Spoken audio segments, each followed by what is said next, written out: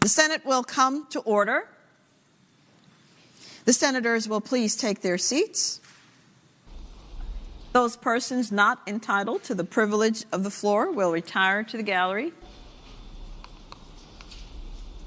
The senators and all in attendance will please stand and be led in prayer by Rabbi Hal Shevitz of the congregation Or Atit in Enrico.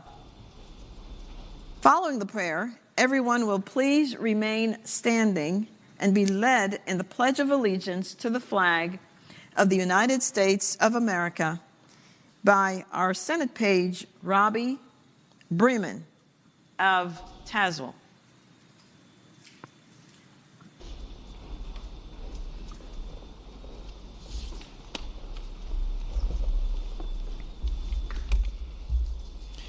Ladies and gentlemen of the Virginia Senate, today is Groundhog Day.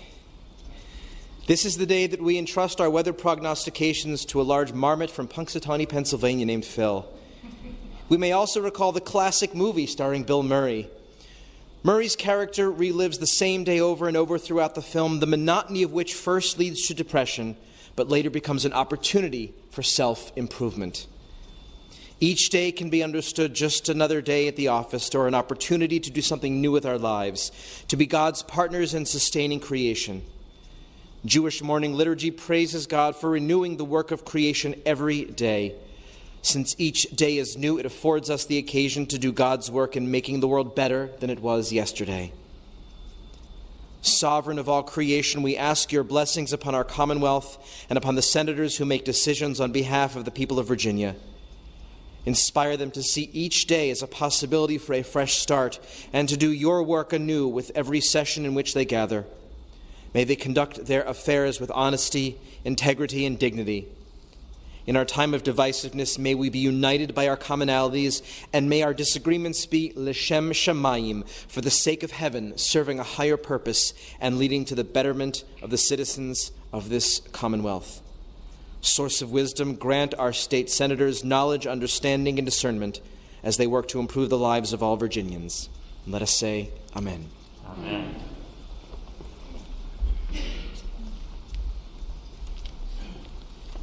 I pledge allegiance to the flag of the United States of America and to the republic for which it stands, one nation, under God, indivisible, with liberty and justice for all.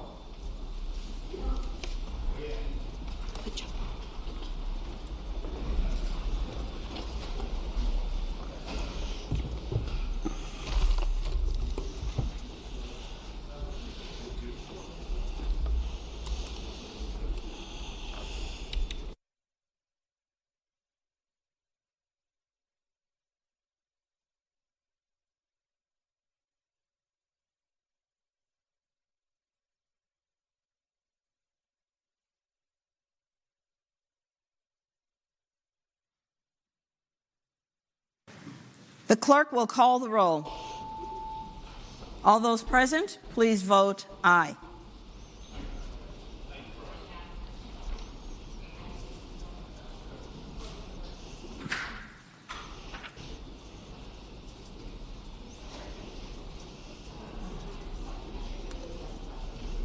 The clerk will close the roll.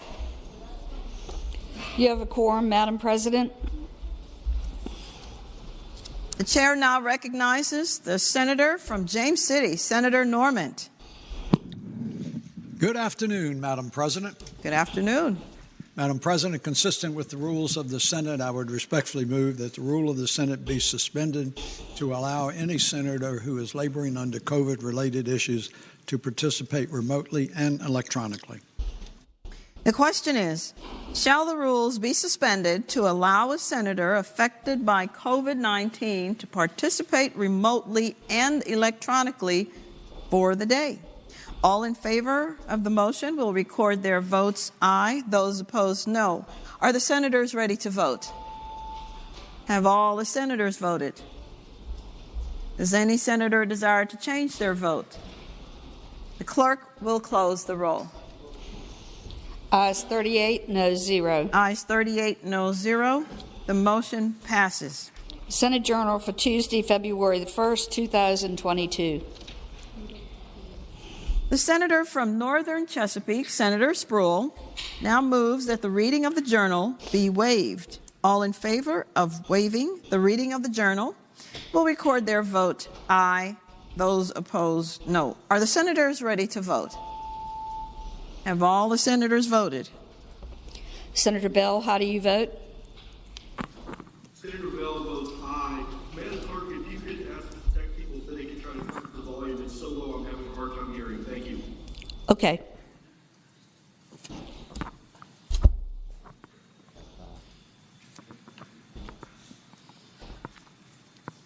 Does any senator desire to change their vote? The clerk will close the roll. Ayes 36, noes 4. Ayes 36, noes 4. The reading of the journal is waived. The clerk will report any communications from the House of Delegates. Madam President, I move that the Senate Clerk, that we waive the reading of the communications from the House of Delegates. The senior senator from Fairfax County, Senator Saslaw, moves that the reading of the communication be waived. All in favor of waiving the reading of the communication from the House of Delegates will record their votes aye. Those opposed, no. Are the senators ready to vote? Have all the senators voted? Senator Bell, how do you vote? Aye. Thank you. Does any senator desire to change their votes? The clerk will close the roll. Ayes 35, noes 4. Ayes 35, noes 4. The reading of the communication is waived. The clerk will report any communications from the governor. We do not have any, Madam President. Now comes the time in the morning hour when we have the honor of welcoming our very distinguished guests. What will happen is that you will be recognized, and please stand at that time, and then we will applause afterwards. So with that, I do welcome and ask and recognize the senior senator from Fairfax County, Senator Saslaw. Madam President and members of the Senate, the opening prayer today was given by Rabbi Hal Shavitz, who is the rabbi of the Congregation of Or Atid in Henrico County. And prior to coming to Virginia, he was an assistant rabbi in Indiana, and he's very prominent in the Jewish community here. He does a lot of teaching, with a particular interest in helping and inspiring, young children. With that, I would now ask that you give the warm welcome of the Senate of Virginia to our special guest, Rabbi Shavitz. Good morning, Rabbi, and thank you for your prayer. Thank you for your work in our great Commonwealth. And senators, please join me in giving our rabbi a warm welcome of the Senate.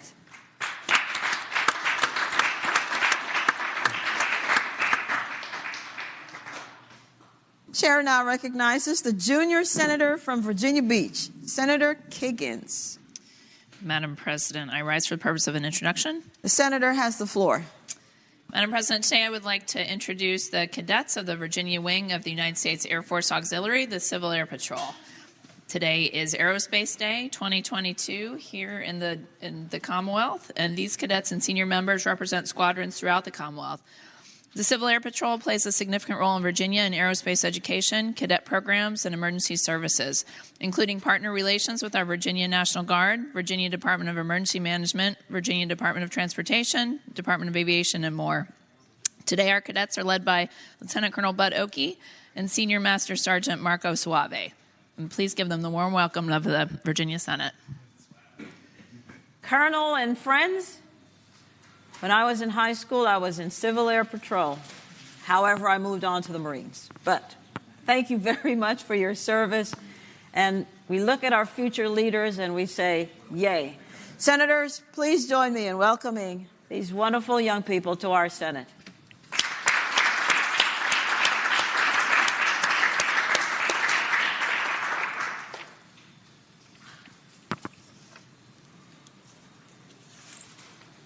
The senator from Spotsylvania, Senator Reeves. Good afternoon, Madam President. I rise for purposes of an introduction. Senator has the floor. Thank you, Madam President. In the gallery today are two very special people for me to come visit today, Ms. Lynn Smith and Mrs. Paula Calais. Lynn happens to be the chairman of the 17th Senatorial District and has been involved in politics since I got involved in politics. And she's just been a phenomenal volunteer. And Ms. Calais actually was my first finance director when I started, and she has found an interest in our elections, so she's an elections officer and still continuing to serve in that capacity. I'd like you to give them the warm welcome of the Senate. Thank you, Madam President. Thank you both for coming and for what you're doing in the Commonwealth to help us with our elections. And, of course, this is your Senate, as I like to say, and we thank you for coming to see it. Senators, please join me in giving them a warm welcome.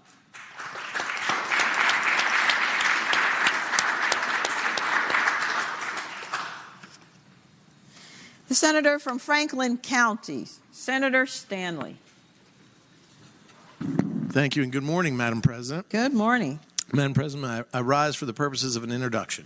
Senator has the floor. Thank you, Madam President. Members of the Senate, there is a very special person, very good friend of mine in the gallery today that I want you to extend the warm welcome to.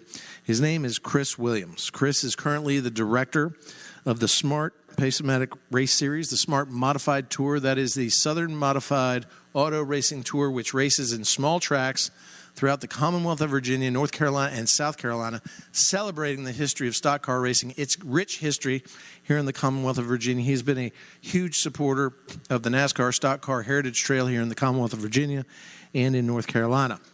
He certainly has had a colorful and wonderful and successful career, starting out with the greatest race car driver in all of NASCAR, Dale Earnhardt, revolutionizing. He handled all the merchandise for Dale Earnhardt and revolutionized the way that they delivered race memorabilia to their fans through NASCAR. After that, of course, he became the vice president of Fanatics, which, of course, if you go on that website, if you want memorabilia, that is one of the best places you can go and get it. He was the vice president also of Trackside, which then, after he revolutionized the delivery of retail merchandise in the racing world, he then worked with NASCAR from 2005 to 2014. He created all the high-growth retail business, over $79 million annually, which was, again, revolutionizing the way that fans could then obtain the merchandise of their favorite drivers. That was 160 employees. He managed all, if you go to a NASCAR race, all 68 merchandise trailers. He managed and oversaw the appearances of race car drivers, helping them meet with their fans, raising the profile of NASCAR. And now he directs a tour which will raise the profile of so many of our historic short tracks that are here in the Commonwealth of Virginia, in our rural areas, in our smaller areas, that need that kind of recognition. They need that kind of preservation. He is the leader to make sure that the sport of stock car racing and auto racing in Virginia never dies. Ladies and gentlemen, stock car racing is the second leading sports watched in the Commonwealth of Virginia, only behind college football. It also has the same amount, coming in second place in the amount of revenue that it generates for our small towns and for the Commonwealth of Virginia. For those many reasons, Madam President, and because he's one of my very best friends and I love him very dearly, I would ask that you extend to my good friend, Chris Williams, the warmest welcome of the Senate. Mr. Williams, you sound as if you're a man of very many talents, and we thank you that you lend them to our great Commonwealth. And senators, please join me in welcoming this gentleman to his Senate.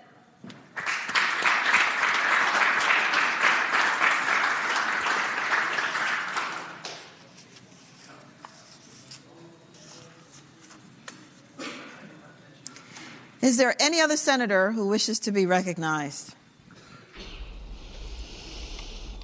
The chair now recognizes the senator from Hampton, Senator Locke, for the purpose of presenting the committee nominations report. Thank you, Madam President. I have sent to the clerk's desk the committee nominations report on the Senate standing committees. The clerk will please read the report. 2022 Senate Standing Committees. Rules Committee. Senator Locke, Chair. Senators Saslaw, Howell, Lucas, Edwards, Deeds, Marsden, Peterson, Barker, Favola, Lewis, Eben, Norman, McDougall, Vogel, McPike, and Newman. The chair now recognizes again the senator from Hampton, Senator Locke. Thank you, Madam President. I move that the committee nominations report be adopted. The question is, shall the report be adopted? As many as are in favor of the adoption of the report will record their votes aye. Those opposed, no. Are the senators ready to vote? Have all the senators voted? Senator Bell, how do you vote? Aye. Thank you. Does any senator desire to change their vote? The clerk will close the roll. Ayes 40, no 0. Ayes 40, no 0. The committee nominations report is adopted.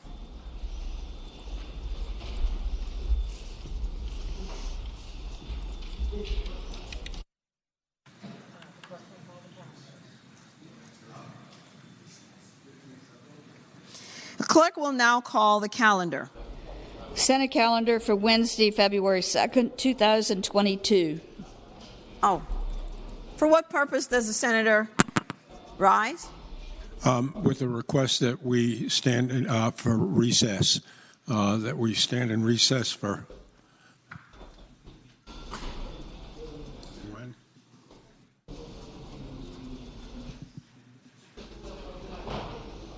A recess until 12:45. The Senate will be at recess until 12:25. 45.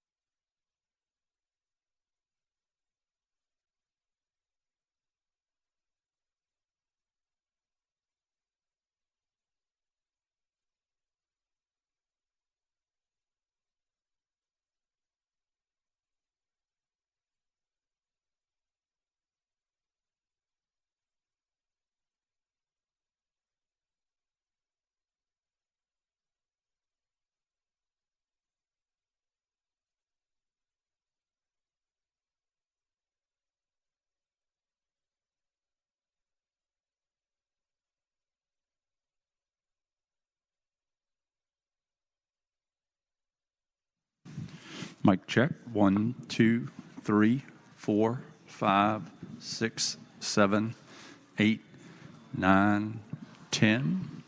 And mic check. 1, 2.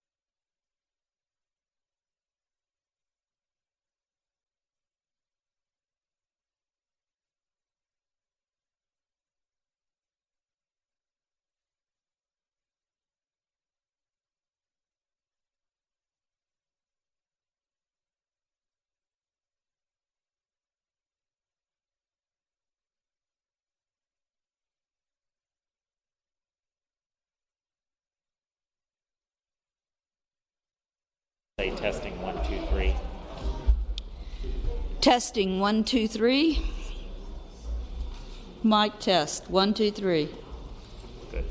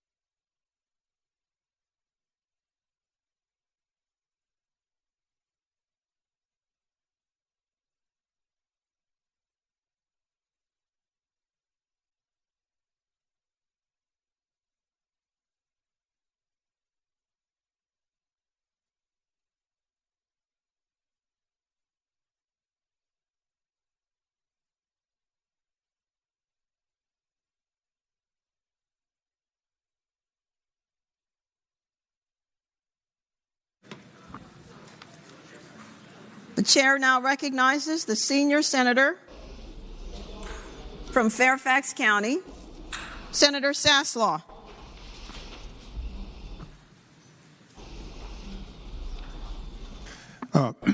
Madam President, I move that the Senate bills on third reading on the uncontested calendar on pages 1 through 3, Senate Bill 151 through 485, be placed on their final passage in a block. Any senator desiring to remove a bill from the block, please do so after the clerk has read the number of the bill. The question is, shall the Senate bills on the uncontested calendar, third reading, pages 1 through 3, Senate bills 151 through 485, be placed upon their final passage in the block, with the understanding that any senator desiring to remove a bill from the block do so after the clerk has read the number of the bill? All in favor of the motion will say aye. Aye. Those opposed, no. The ayes have it. The motion is agreed to. The bills are before us in the block. Clerk will now read the number of the bills. Senate Bill 151, Senate Bill 216, Senate Bill 237, Senate Bill 281, Senate Bill 301, Senate Bill 417, Senate Bill 485. The question is, shall the bills in the block pass? All in favor of the passage of the bills will record their votes aye. Those opposed, no. Are the senators ready to vote?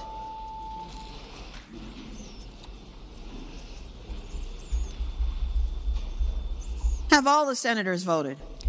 Senator Bell, how do you vote? Aye. Thank you. Does any senator desire to change their votes? The clerk will close the roll. Ayes 40, noes 0. Ayes 40, no 0. The bills in the block pass. Regular calendar Senate bills on third reading. Senate Bill 226, Workers' Compensation Notice to Employees. Senator from Prince William, Senator McPike. Welcome back, sir. Thank you, Madam President. It's fantastic to see you, and it's great to be back. Move that Senate Bill 226 pass, and speaking to the motion. The senator has the floor. Thank you, Madam President. This bill is a result of a JLARC study from 2 years ago in regard to the process of a workman's compensation claim, and it simply stipulates in this bill after a denial, so after an employer has denied a claim, it makes sure it spells out what the notice is supposed to do. And as I'm sure many of you saw over the last year, even with unemployment claims, the initial information of what an individual's responsibilities to take action are really important. Sometimes notices are buried in different pamphlets and other things. This makes very clear both their responsibility, what the Workmen's Comp Commission does, and what their responsibilities are as well. And JLARC surveyed different respondents who had gone through the denial process and found that that was one of the earliest opportunities to help clear up the process, and also to make sure that people didn't miss their window of opportunity to file a claim. And so, Madam President, this is what the bill does, and renew my motion that the bill pass.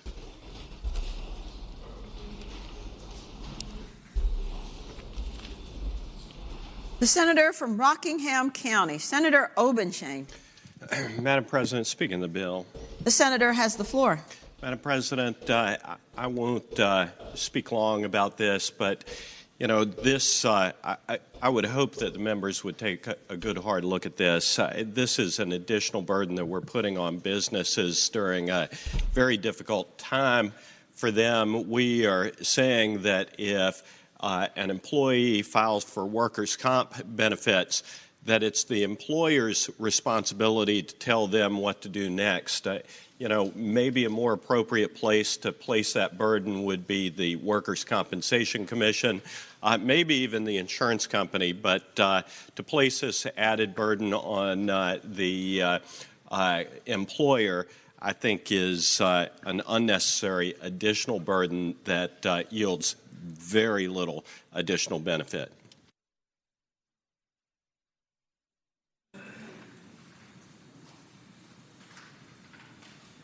The chair recognizes the gentleman from Prince William, Senator McPike.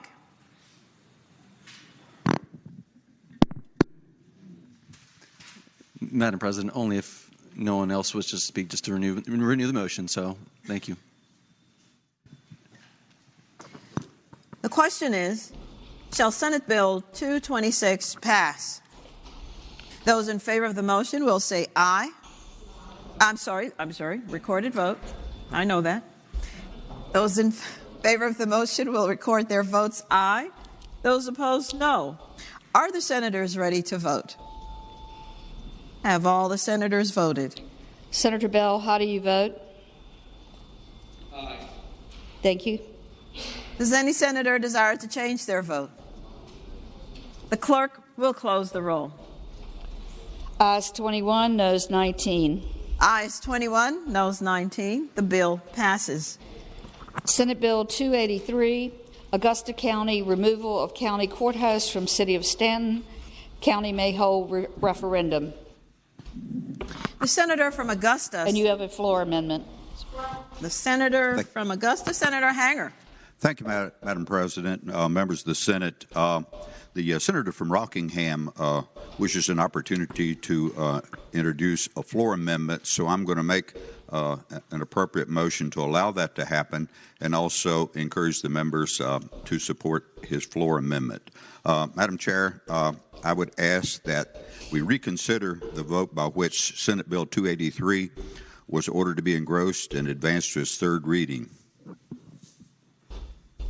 We've got 6 rounds of this, so the question is, shall the vote by which Senate Bill 283 was ordered to be engrossed and advanced to its third reading be reconsidered? Those in favor of the motion will vote aye. Those opposed, no. Are the senators ready to vote? Have all the senators voted? Senator Bell, how do you vote?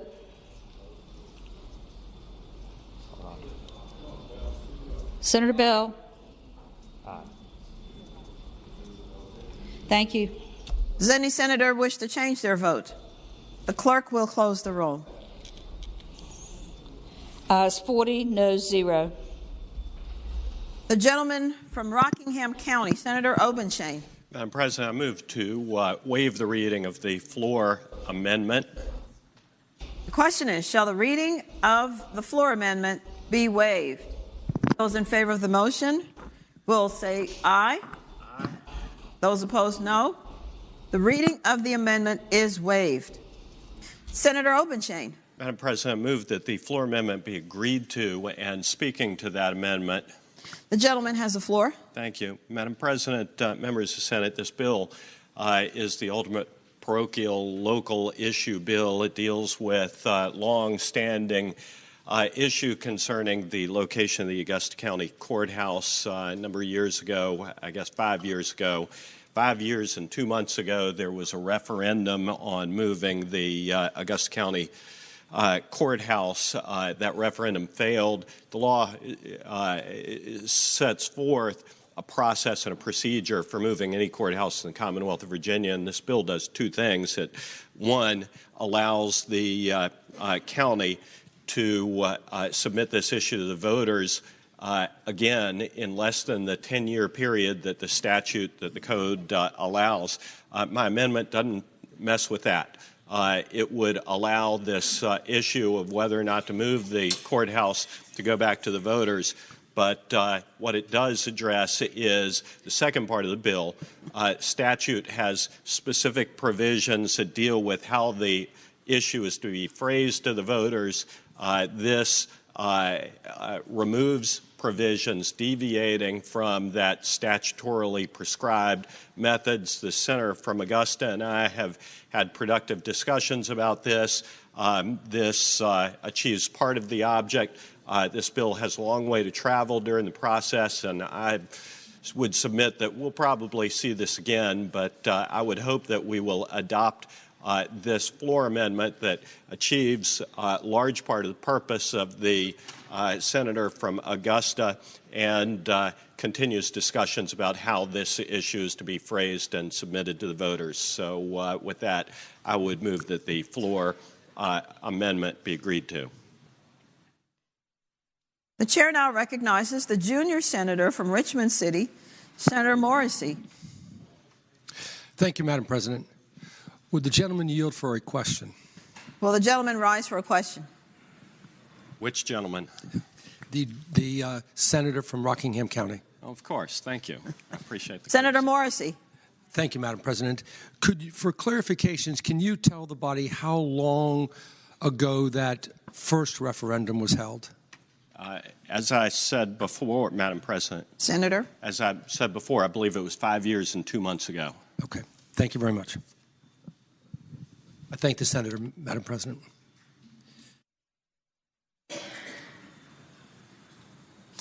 The question is, shall the floor amendment be agreed to? Those in favor of the motion will say aye. Those opposed, no. The ayes have it. The floor amendment is agreed to. Senator from Augusta, Senator Hanger. Thank you, Madam President. I now move that the bill be engrossed and advanced to its third reading. The question is, shall the bill be engrossed and advanced to its third reading? Those in favor of the motion will say aye. Aye. Those opposed, no.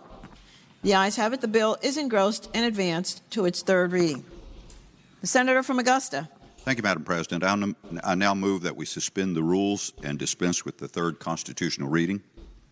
The question is, shall the rules be suspended and its third constitutional reading be dispensed with? This is a recorded vote. All those in favor of the motion will vote aye. Those opposed, no. Are the senators ready to vote? Have all the senators voted? Senator Bell, how do you vote? Aye. Thank you. Does any senator desire to change their vote? The clerk will close the roll. Ayes 40, no 0. Ayes 40, no 0. The rules are suspended. The bill is moved to its third constitutional reading. Finally, Senator from Augusta. Thank you, Madam President. I would move that the bill pass, and I'd like to speak briefly to that. The senator has the floor. Thank you, Madam President, members of the Senate. As has been indicated in the discussion on the amendment, this will allow Augusta County to have a referendum on whether or not the courthouse will remain in the city of Stanton or whether it can be moved to Augusta County. And to clarify the passage of time, by the time the referendum is held, it will have been a full 6 years, and our current code allows, without this type of bill, for it to be reheard in 10 years. There are reasons for this, Madam President. The Augusta County Board of Supervisors proceeded in good faith to go along the guidelines of the referendum and expand the facility in Stanton. There was conflict with the plans they proposed. They spent quite a bit of money, over $1 million in renovations, but more specifically in planning for an enlarged facility. Most of y'all have been in Stanton. We've had a couple of our finance retreats there and recognize there's a lot of historic buildings that have been preserved. The Historical Society had issues with expanding the footprint there, so that plan was killed. Another plan was advanced, which would have required acquiring other property. That plan was killed. So the voters really need to decide now whether or not, from a cost standpoint, they will agree to a plan in Stanton or move it to Augusta County. Now, I liked my bill a whole lot better before my friend from Rockingham amended it, but I agreed to have it amended because the circumstance is, with redistricting, I've got help. I have the senator from Bath, the senator from Rockingham, and I all represent the same district. And I appreciate the help because I need that help from time to time. But currently, though, I represent both Stanton and Augusta County, and I think we're going to come up with a needed solution for this. So I would encourage you all to vote for this. It still will probably need some additional work, but the end result will be that the voters will have an opportunity to decide on what makes sense for their courthouse and their relationships with the city of Stanton. Thank you.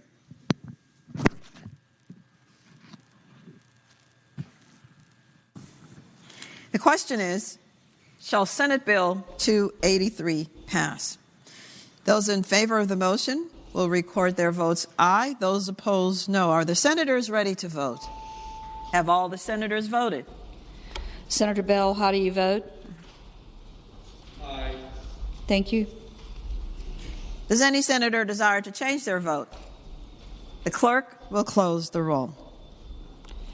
Ayes 39, noes 1. Ayes 39, noes 1. The bill passes. Senate Bill 214, Virginia Freedom of Information Act, meetings conducted through electronic meetings. The senator from Prince William, Senator McPike. Thank you, Madam President. I move the bill pass. And speaking to the motion. The senator has the floor. Thank you, Madam President. This is the bill that has been working through the FOIA Council as well as many other stakeholders. We have been operating under temporary provisions using electronic means to hold public meetings. This bill, however, sort of codifies the limited number and circumstances under two formats, one of which is the locality of board adopts the rules and procedures to do so. It does allow for absences of members due to family health emergencies and other certain circumstances. The second part of what the bill does is also allows for a public body to adopt the provisions that would allow a limited number of virtual, so that if you go all virtual, what it really means is only to allow 2 meetings to be virtual or 25% of those meetings. And the logic and reasoning is some boards and commissions across Virginia have folks that travel from Northern Virginia or Southwest to meet and the rest of it. And so if there's a number of meetings throughout the year, at least that board, if it adopts it, has the flexibility for additional remote participations from those who have to travel great distances. And so, Madam President, one of the key provisions was also if these meetings take place, they have to ensure transparency. They have to be published in the notice of which the meeting is to occur. That is to provide both a means of accessing and participating within that meeting, the phone number and contact should any technical issues arise. In addition, the meetings be recorded, and those who are in the public to also participate remotely and communicate with that public body. So, Madam President, this has been a work product over many months from different stakeholders to get this in a position where both those within local government, within other public bodies, as well as the press and FOIA advocates all agree it's fitting the right balance, Madam President. And with that, I move the bill pass. The senator from Fairfax City, Senator Peterson. Gentleman yield for a question. Will the gentleman yield? I yield. I would ask the gentleman in line 383. It says any public body may hold all virtual public meetings. That's to say any public body, including a county board, a city council, or presumably even this body. The senator has a...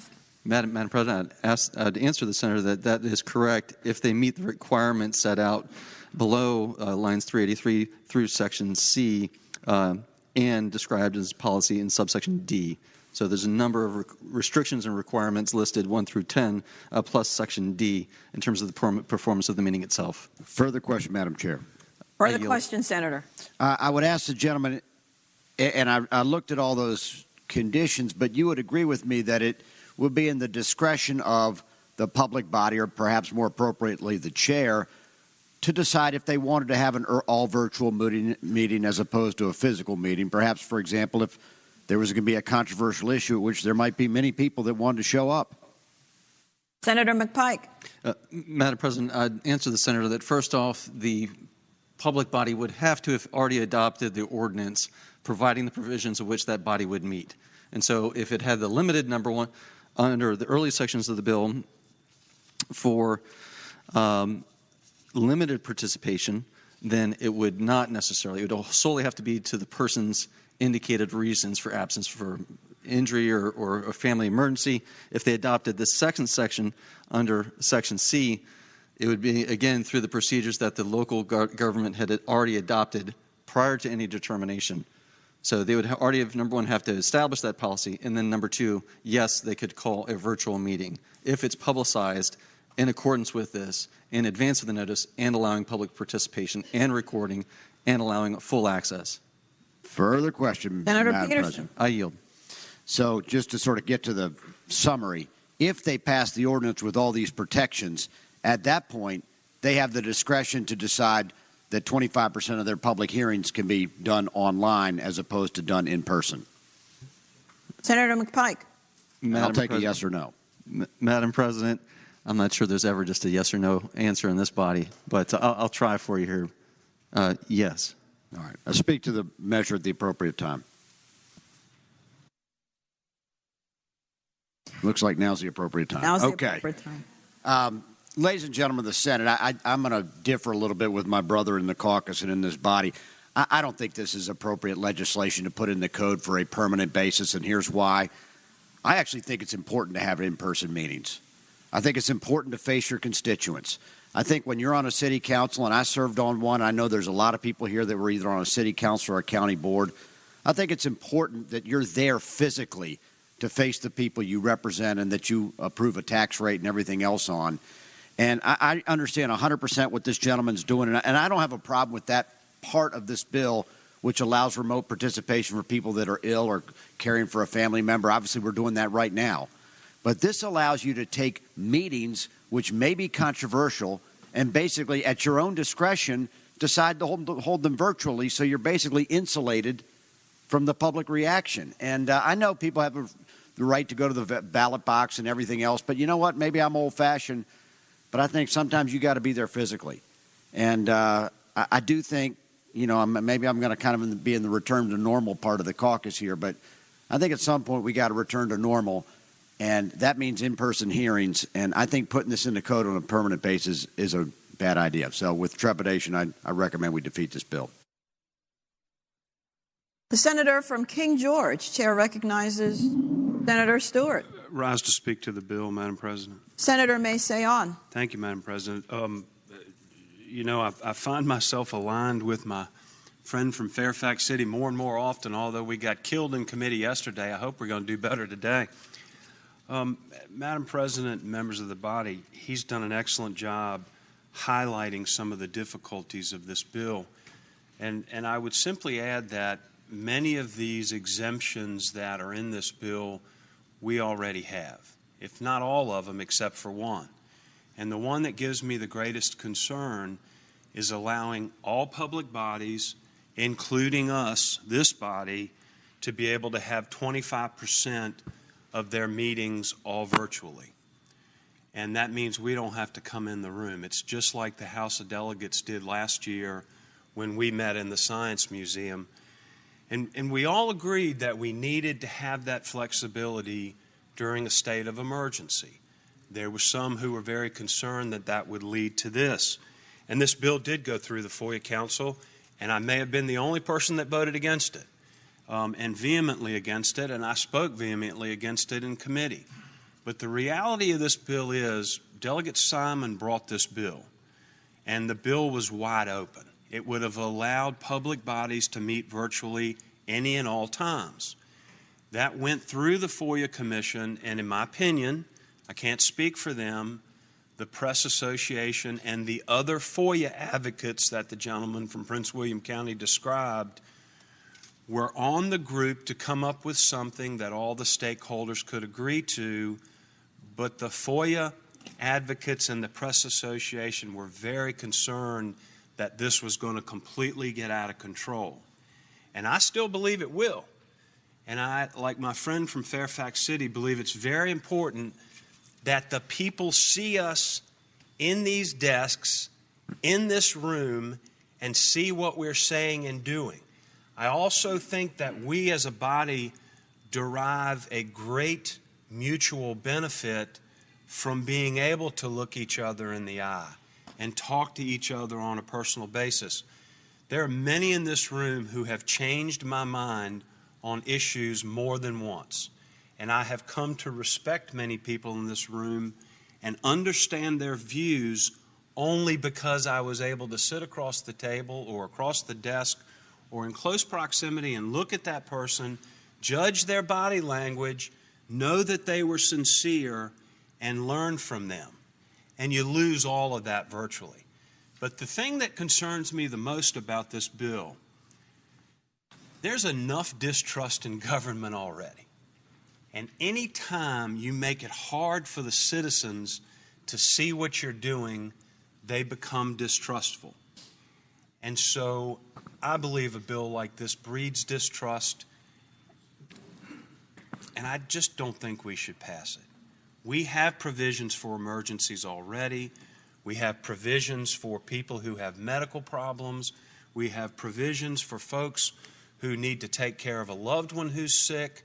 We have emergency provisions already, but we don't need to adopt a bill that allows for all virtual meetings when you don't have a quorum of live bodies in a room.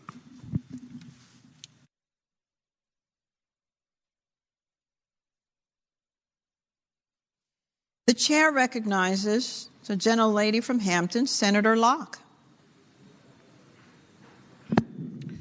Thank you, Madam Chair. I stand to speak in support of the bill. The senator has the floor. Thank you, Madam Chair. And as has been stated, this bill did come through the FOIA Council, and the reason why is because the initial legislation was sent to the Council for study and for a recommendation. And so over the interim, there was a lot of discussion, a lot of study. There was a work group that actually took this legislation on to study it. And there was a lot of public input over the interim to study this legislation. And the FOIA Council did recommend the bill that we have before us. And it has been narrowly tailored as the form that we have before us right now. So it isn't as wide open as one would like to say that it is. So therefore, I would like to urge our colleagues to support the legislation. Thank you, Madam President.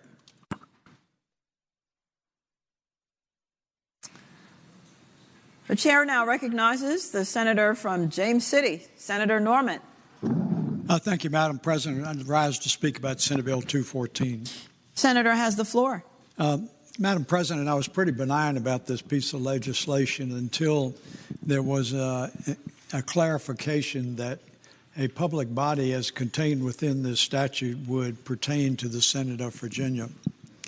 I would say, Madam President, that I think the Senate during the special sessions were... For what purpose does the senator rise? Madam President, just to point out just a material difference in fact, so I apologize for the interruption. But will the remember, senator yield for a question? Yes, ma'am, absolutely. Senator McPike. I thank the gentleman. So as a point of clarification to the fact, as we all recall, the General Assembly provides its rules for operating, not law. So we still govern how we operate as a chamber and as a General Assembly. Thank you, Madam President. Senator Norman. Madam President, if the gentleman would rise for purposes of a question. Will the gentleman rise? And yield. I yield. Senator. Madam President, I apologize. Does this proposed legislation apply to the Senate of Virginia or not? Senator McPike. It does not. While it labels all public bodies, I just remind the body that our body still governs the rules and how we operate. This does not change that. Thank you, Madam President. And I apologize for a misunderstanding, if it was a misunderstanding.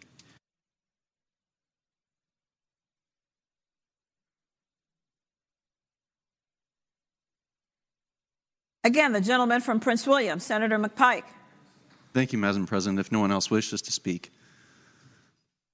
The senator may say on. Thank you, Madam President.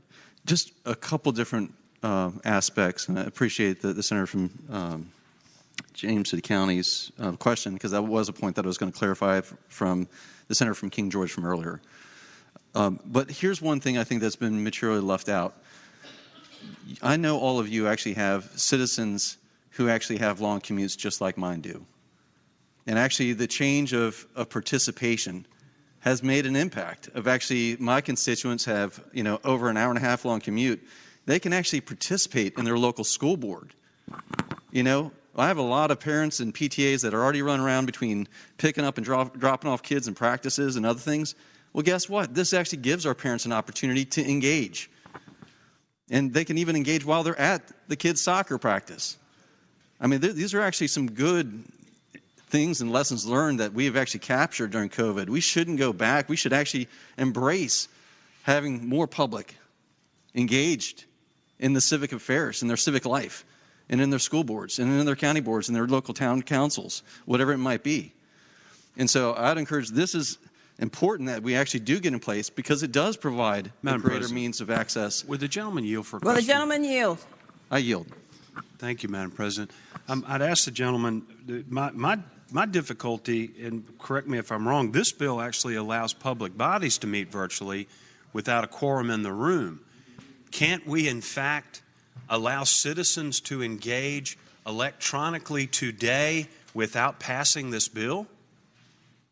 Senator McPike. Madam President, I would say if that locality has it in place, yes, they could opt to do that. Thank you. Senator Stewart. Thank you, Madam President.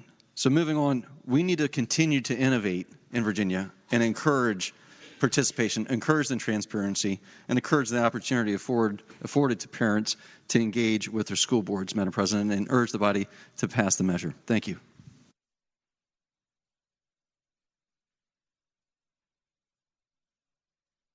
The question is, shall Senate Bill 214 pass?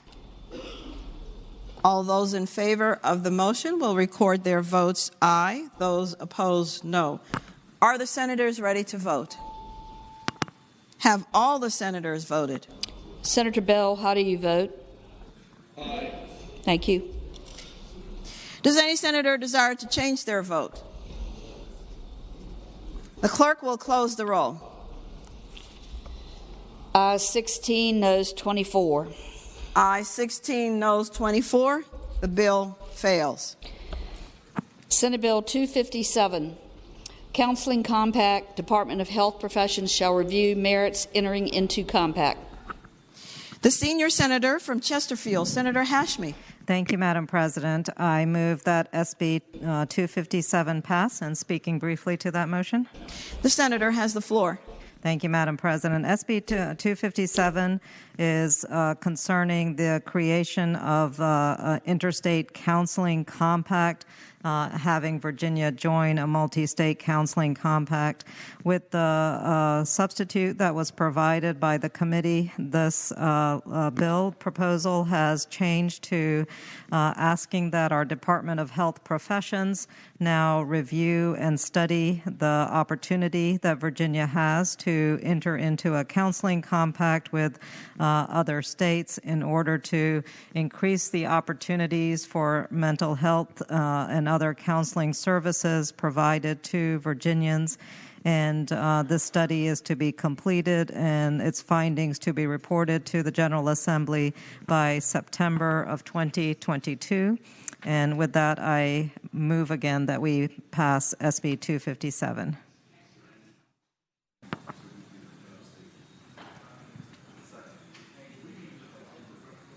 Senators?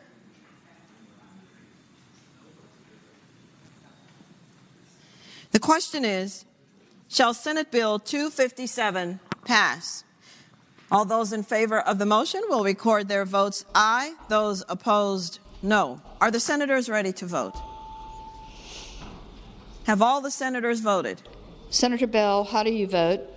Aye. Thank you. Does any senator desire to change their vote? The clerk will close the roll. Ayes 31, noes 9. Ayes 31, noes 9. The bill passes. Senate Bill 450.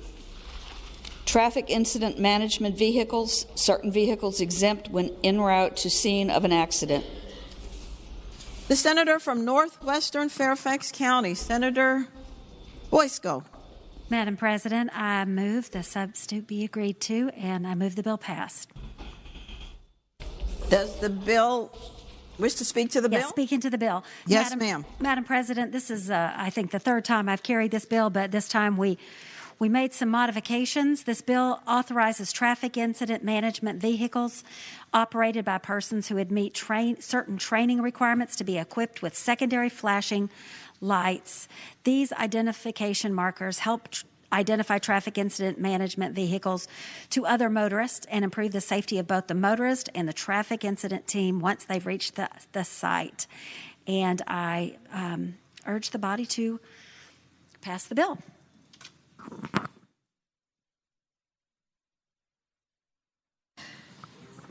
The question is, shall Senate Bill 450 pass? All those in favor of the motion will say aye. Will record their votes aye. Those opposed, no. Are the senators ready to vote? Have all the senators voted? Senator Bell, how do you vote? Aye. Thank you. Does any senator desire to change their vote? The clerk will close the roll. Ayes 30, noes 10. Ayes 30, noes 10. The bill passes. Uncontested calendar. Senate bills on second reading. The Senate will stand at ease for 10 minutes.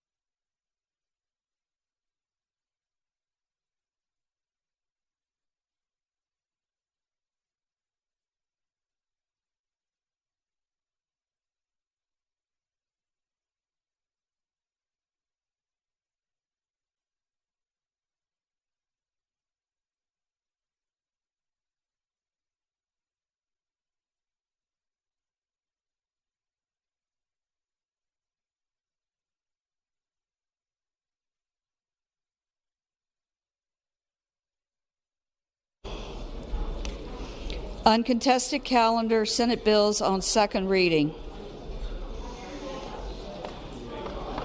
Senator from Fairfax County, Senator Sasslaw.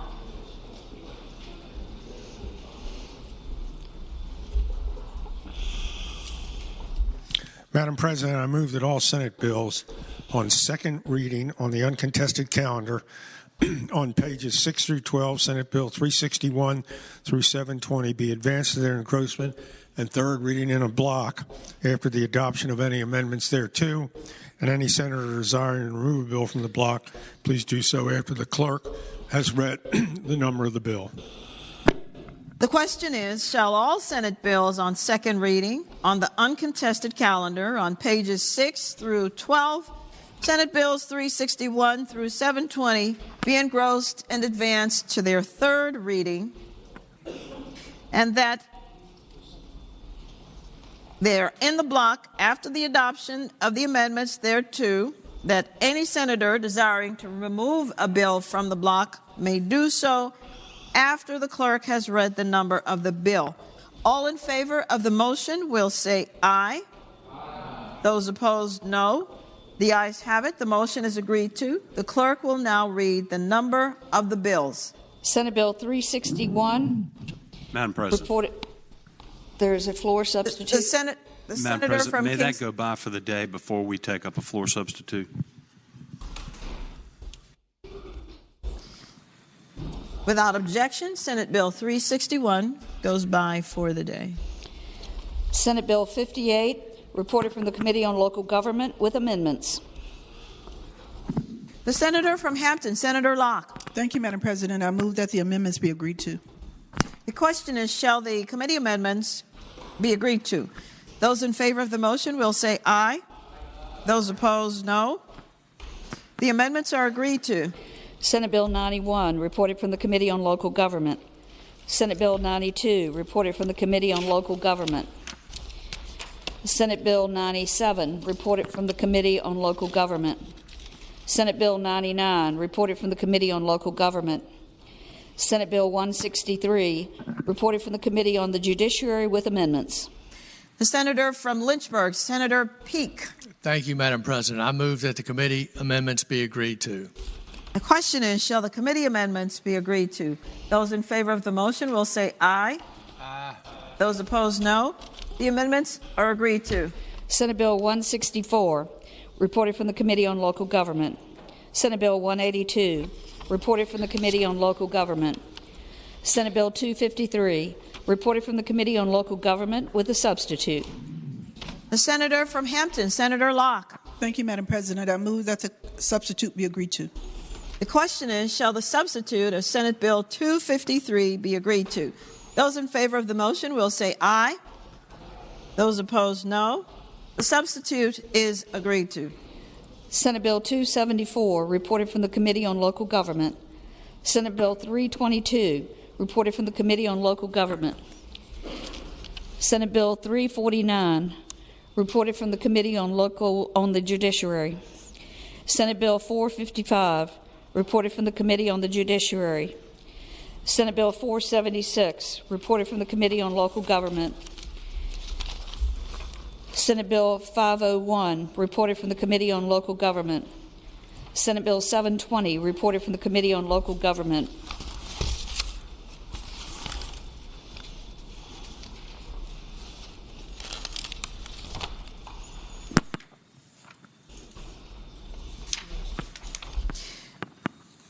The question is, shall the bills in the block pass? That is, all the bills except, be engrossed in advance to their third reading. Moving too fast. That is, all bills except Senate Bill 361 on page 6. All those in favor of the motion will say aye. Aye. Those opposed, no. The ayes have it. The bills are engrossed and advanced to their third reading. I now call on the senator from Rockingham, Senator Obenshain. Thank you, Madam President. Madam President, I hate to ask this, but having voted on the prevailing side by which Senate Bill 257 on page 5 was passed, I respectfully request that we reconsider that vote. Returning to page 5, the question is, shall Senate Bill 257, the vote by which it passed, be reconsidered? All those in favor of the motion will record their votes aye. Those opposed, no. Are the senators ready to vote? Have all the senators voted? Senator Bell, how do you vote? Aye. Thank you. Does any senator desire to change their vote? The clerk will close the roll. Ayes 40, no 0. Ayes 40, no 0. The motion is reconsidered. The bill is reconsidered. Madam President. The senator from Rockingham County. May I ask that that bill go by for the day? Without objection, Senate Bill 257 goes by for the day. Regular calendar, Senate bills on second reading. Senate Bill 371. Madam President.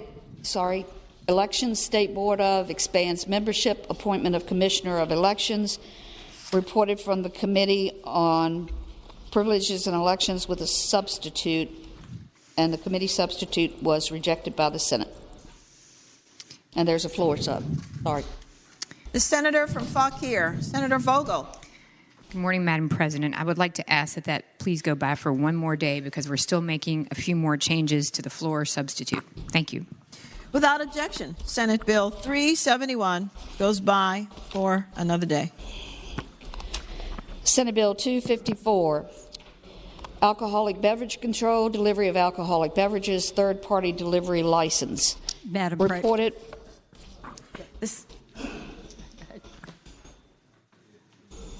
Please finish, Madam Clerk.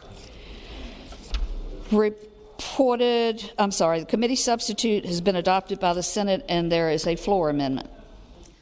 Madam President. The senator from Arlington, Senator Favola. I ask that that bill go by for the day.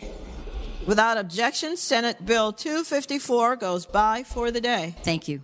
Senate Bill 546, juvenile boot camps, eliminate authority of the Department of Juvenile Justice to establish. Reported from the Committee on the Judiciary. The senator from Western Fairfax County, Senator Marsden. Thank you, Madam President. I move that the bill be engrossed and advanced to its third reading. The question is, shall Senate Bill 546 be engrossed and advanced to its third reading? Those in favor of the motion will say aye. Those opposed, no. The bill is advanced and engrossed to its third reading. Senate Bill 623, Governor, authority to grant relief from fines and penalties. Reported from the Committee on the Judiciary. The senator for Portsmouth, Senator Lucas. Thank you, Madam President. Madam President, I move that Senate Bill 623 be engrossed and advanced to its third constitutionally required reading. The question is, shall Senate Bill 623 be engrossed and advanced to its third constitutionally required reading? Those in favor of the motion will say aye. Those opposed, no. The bill is engrossed and advanced to its third reading. Uncontested calendar, Senate bills on first reading.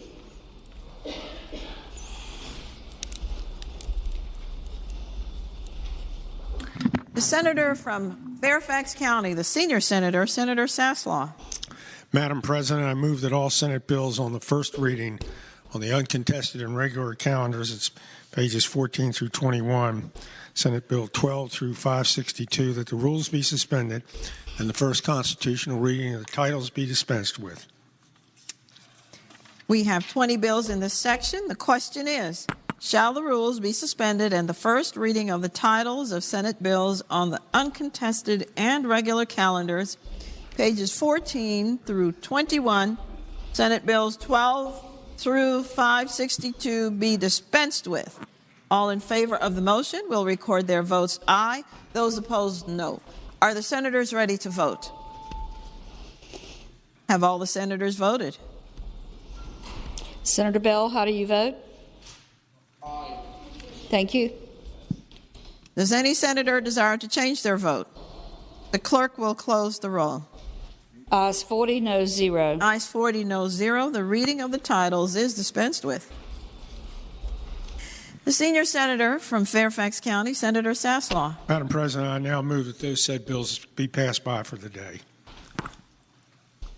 The question is, shall the Senate bills on the uncontested and regular calendars now on their second reading be passed by for the day? All in favor of the motion will say aye. Those opposed, no. The ayes have it. The bills will go by for the day. Uncontested calendar, Senate Joint Resolutions on third reading, page 21. The gentleman from Fairfax County, the senior senator, Senator Saslaw. Madam President, I move the Senate joint resolutions on third reading on the uncontested calendar, that's pages 21 to 22, SJR 10 through SJR 42, be placed on their final passage in a block. Any senator desiring to remove a bill from the block, please do so after the clerk has read the number of the resolution. The question is, shall the Senate joint resolutions on the uncontested calendar, third reading, pages 21 through 22, Senate Joint Resolution 10 through 42, be placed upon their final passage in the block with the understanding that any senator who desires to remove a bill from the block may do so after the clerk has read the number of the resolution? All in favor of the motion will say aye. Those opposed, no. The ayes have it. The motion is agreed to. The resolutions are now before us in the block.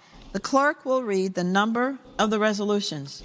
Senate Joint Resolution 10, Senate Joint Resolution 11, Senate Joint Resolution 14, Senate Joint Resolution 27, Senate Joint Resolution 35, Senate Joint Resolution 42. The question is, shall the resolutions be agreed to in block? That is, all the resolutions. All in favor of agreeing to the resolutions will say aye. Those opposed, no. The ayes have it. The resolutions in the block are agreed to.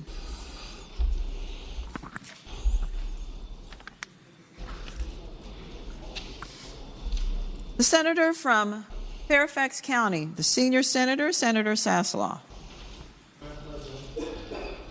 Madam President, I inquire of the clerk, does that complete the calendar for today? Yes, sir. Thank you. Is there any other business to come before the Senate? The senator from Rockingham, Senator Obenshain. Madam President, I rise for a point of personal privilege.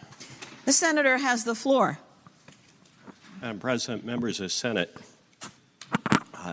February turns out a very dark month in the 26th Senate District.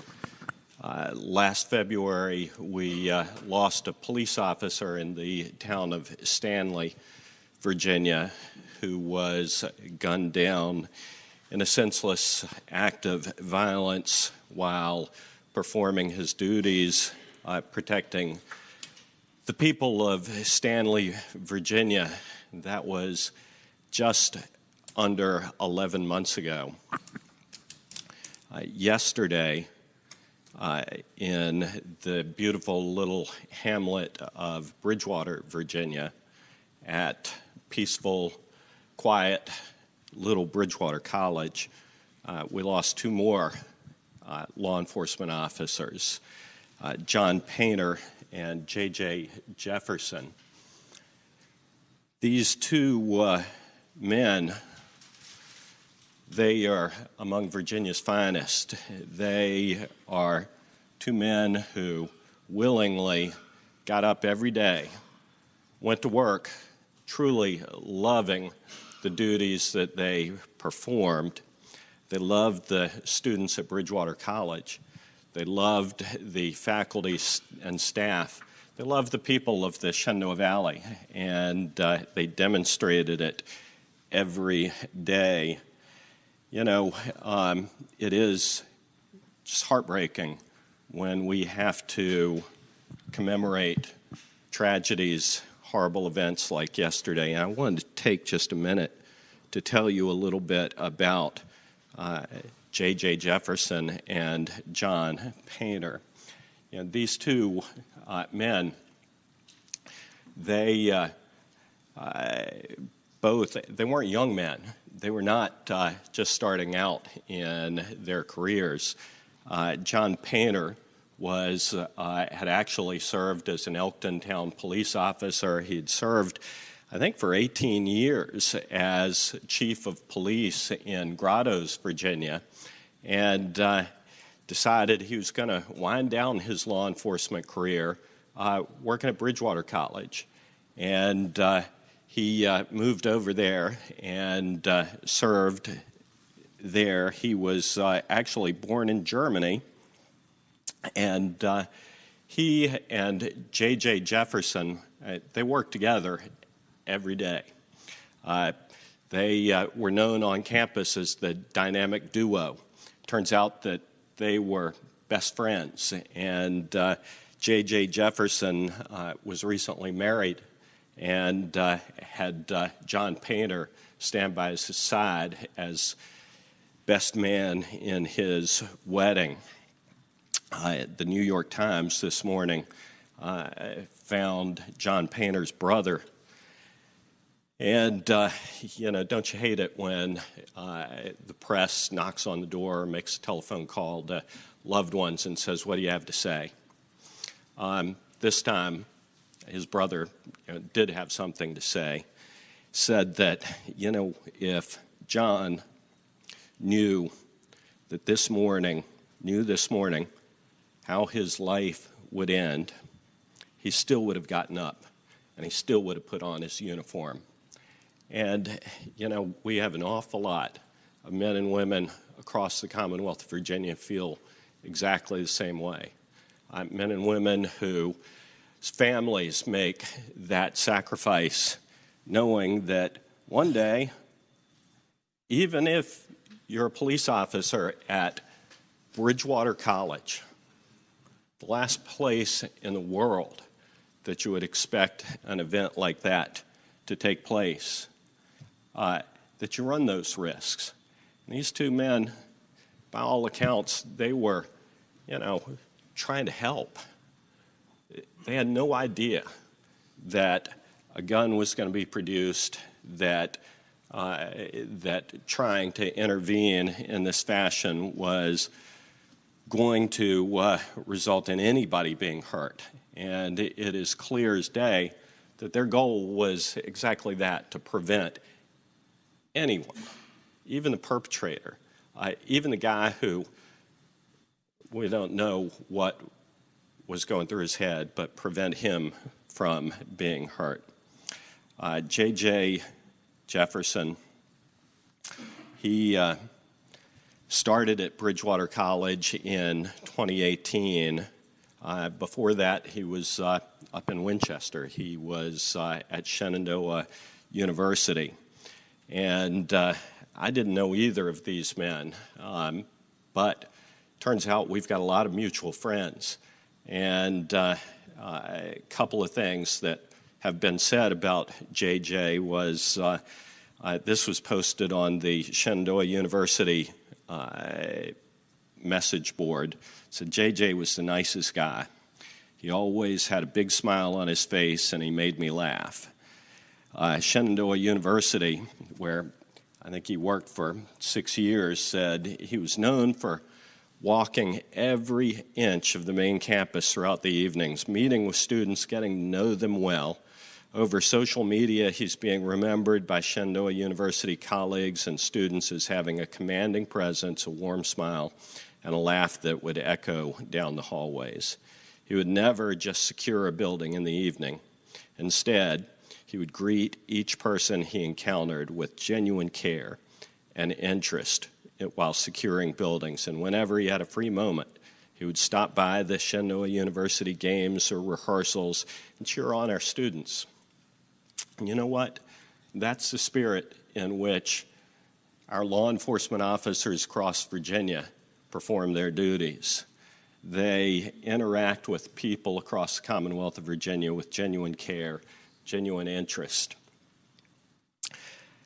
It is indeed a sad day when one of us has to stand up and commemorate such a horrible event. Madam President, I stand here and I'll tell you that I pray for peace and comfort for the families of these two officers, for the people, for the students, the faculty, and staff at Bridgewater College, for the Shenandoah Valley community in which they lived and served, for the people of Virginia. And I would hope that that would be the prayer of every one of us as we remember the sacrifice made by these men. Madam President, I would ask that today, when we adjourn, that we do so in honor and memory of officers John Painter and J.J. Jefferson.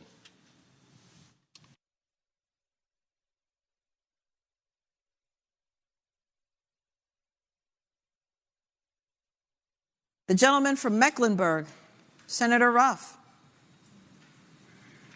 Thank you, Madam President. I rise for an announcement, please. The senator has the floor. The annual Rural Caucus reception will occur this evening from 5:30 to 8 at the Omni Hotel. The Center for Rural Virginia co-hosts this event each year with VACO. All rural legislators or legislators who enjoy and appreciate rural Virginia are invited to join us for the evening. We will be joined by the governor, the attorney general, you, Madam President, and they might make a few remarks. This will take the place of our regularly scheduled Rural Caucus meeting, and we hope that everyone can be there. The senator from Accomack, Senator Lewis. Madam President, rise for the purpose of a motion. The senator has the floor. Madam President, having voted on the prevailing side by which we defeated Senate Bill 214, I'd like to move that we reconsider that vote. What page is that, sir? Page 5. The question is, shall the Senate Bill 214, the motion by which it was passed, failed. Need to get my book. By which it failed to pass, be reconsidered. All those in favor of reconsidering will vote aye. Those opposed, no. Are the senators ready to vote? Have all the senators voted? Does any senator desire to change their vote? Senator Bell, how do you vote? Aye. Thank you. Madam Chair, back over here. The clerk will close the roll. I'm sorry. Ayes 39, noes 0. Ayes 39, noes 0. And the bill is reconsidered. I request that go by for the day, Madam Chair. Without objection, Senate Bill 214 now goes by for the day.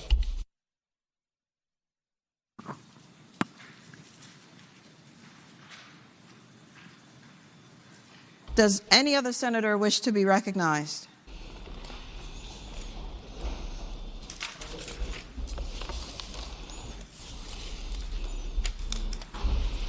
Seeing none, the chair now calls on the gentlelady from Portsmouth. Oh, the clerk. Wait.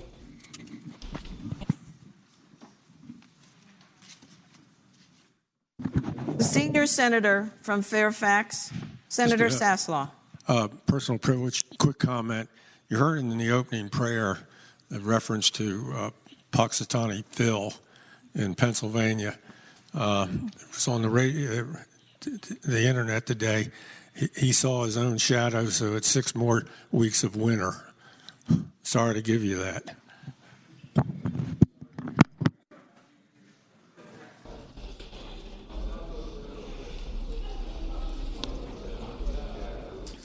Does any other senator wish to be recognized? The clerk will now report any announcements on the desk. Today, Wednesday, February 2nd, the Committee on General Laws and Technology will meet 1/2 hour after adjournment, Senate Room 3, Capitol. The Committee on the Judiciary will meet 1/2 hour after adjournment, Senate Room A, Pocahontas. The Judiciary Subcommittee on Criminal Law will meet upon adjournment of the Committee on the Judiciary, Senate Room A, Pocahontas. Senators Servell, McDougall, Norman, Stanley, Morrissey, and McClellan. The Finance and Appropriations Subcommittee on Transportation will not meet. Tomorrow, Thursday, February 3rd, the Hampton Roads Caucus will meet virtually at 7:30 a.m. The Committee on Education and Health will meet at 8 o'clock, Senate Room A, Pocahontas. The Agriculture, Conservation, and Natural Resources Subcommittee on Companion Animals will meet at 8 o'clock, Subcommittee Room 2, 5th floor, Pocahontas. Senators Marsden, Favola, and Hackworth. The Education and Health Subcommittee on Certificate of Public Need will meet upon adjournment of the Committee on Education and Health in Senate Room A, Pocahontas. Senators Lucas, Saslaw, Newman, Peterson, Barker, Cosgrove, and Donovan. The Commerce and Labor Subcommittee on Labor and Employment will meet at 10 a.m., Subcommittee Room 1, 5th floor, Pocahontas. Senators Servell, Marsden, Obenshain. The Democratic Caucus will meet at 11 a.m., Senate Room 1 in the Capitol. The Republican Caucus will meet at 11:30 a.m., Senate Room 2 in the Capitol.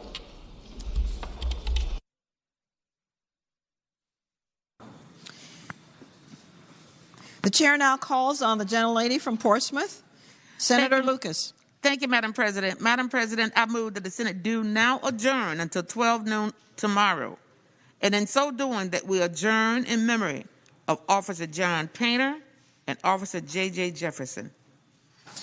The question is, shall the Senate adjourn until 12 o'clock noon tomorrow in the memory of Officer John Painter and Officer J.J. Jefferson?